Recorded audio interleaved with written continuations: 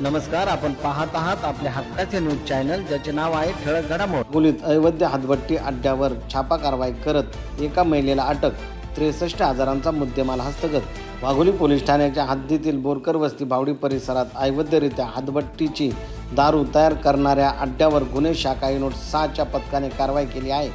या कारवाईत सुमारे 63,000 रुपये किमतीचा मुद्देमाल जप्त करण्यात आला असून भारती बिरू नानावत, वय वर्ष 22, राहणार बोरकर वस्ती भावडी वाघोली या महिलेला अटक करण्यात आली आहे. आरोपी महिलेविरुद्ध महाराष्ट्र दारूबंदी कायद्यान्वये गुन्हा दाखल करण्यात आला आहे.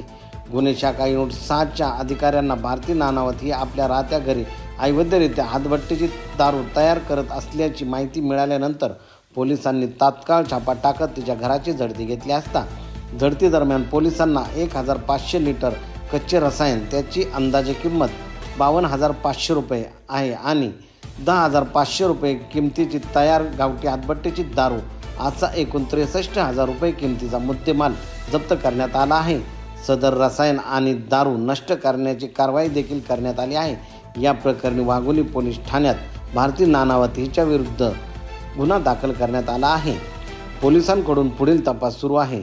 सदरची कामगिरी पोलीस उपायुक्त गुन्हे निखिल पिंगळे, सहाय्यक पोलीस आयुक्त गुन्हे 2 राजेंद्र मुळीक यांच्या वरिष्ठांच्या मार्गदर्शनाखाली प्रभारी पोलीस निरीक्षक वाहिद पठाण, सुहास तांबेकर, ऋषिकेश ताकवणे, ऋषिकेश व्यवहारे, सचिन पवार, प्रतीक्षा मानसरे, कीर्ती मांदळे यांच्या पथकाने केली आहे. प्रतिनिधी आविष्कार फुलेसोबत ठळक घडामोडी.